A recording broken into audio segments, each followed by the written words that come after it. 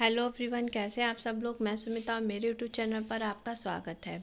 और आज मैं आपके लिए लेकर आई हूँ बहुत ही इम्पोर्टेंट कुछ शॉर्ट नोट्स और कुछ ऐसे टॉपिक्स जिसके बारे में हमारे एग्ज़ाम में क्वेश्चंस आते ही आते हैं।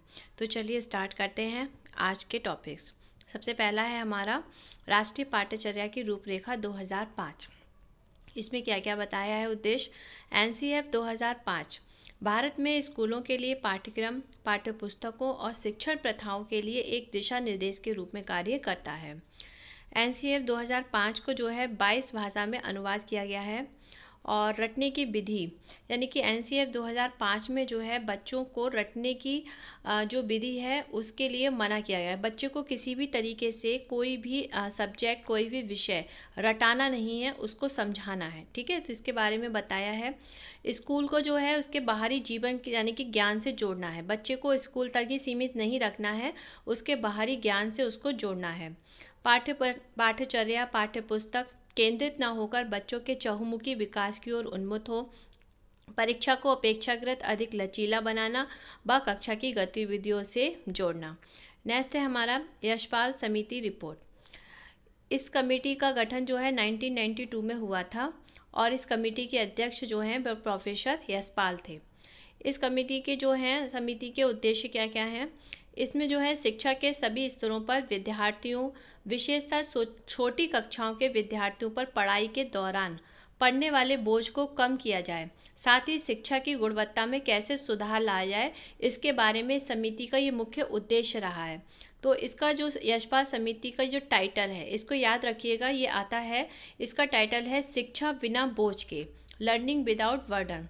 समिति ने कहा कि भारी बस्ता सिर्फ एक बोझ है। इस टाइटल को याद रखिएगा, ये किस समिति ने कहा है, यशपाल समिति रिपोर्ट में कहा गया है और ये टाइटल इसी का है। ठीक है, इसके रिपोर्ट के सुझाव क्या क्या हैं।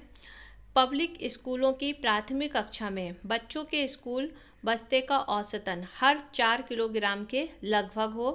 प्राथमिक स्तर पर विज्ञान की पुस्तक ना हो। भाषा को जीवन से जोड़कर पढ़ाना। गणित को रटने के बजाय समझाना। यहाँ पे रटना है, गणित को जो है रटवाना नहीं है, उसको समझाना है, ये बताया गया है। प्राथमिक स्तर पर छात्र शिक्षक 1:40 से घटाकर 1:30 इसी समिति की रिपोर्ट पर हुआ है। ये क्वेश्चन आ सकता है कि प्राथमिक स्तर पर शिक्षक को घटाकर कितने अनुपात हुआ है, 1:40 से घटाकर 1:30 किया गया है। राष्ट्रीय पाठ्यचर्या की रूपरेखा तैयार करने हेतु 38 सदस्य समिति के अध्यक्ष प्रोफेसर यशपाल ही थे। ठीक है, इसमें 38 सदस्य हैं। यशपाल समिति का अन्य नाम क्या है, राष्ट्रीय सलाहकार समिति।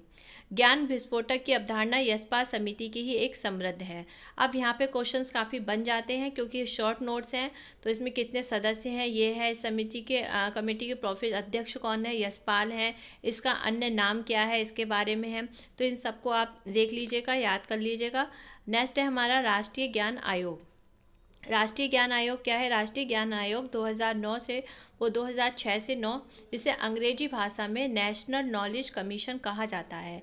इस आयोग का गठन 2005 में हुआ था, परंतु इस आयोग की कार्यप्रणाली जो थी वो 2006 से शुरू हुई और राष्ट्रीय ज्ञान के आयोग चेयरमैन श्री सैम पित्रोदा हैं।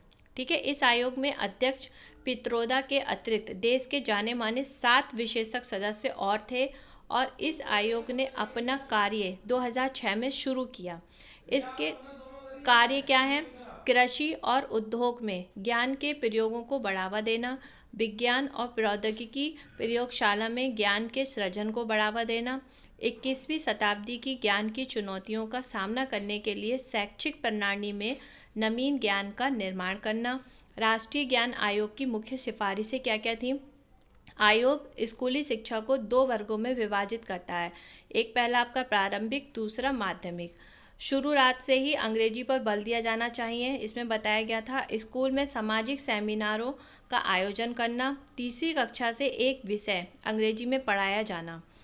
अब यहाँ पर जो है आपका आता है, स्कूल अध्यापकों को 5 वर्ष के लिए ट्रेनिंग के दौरान किसी विशेष स्थान पर नियुक्त किया जाना चाहिए। अध्यापकों के 100 मूल्यांकन को प्रोत्साहित किया जाना चाहिए।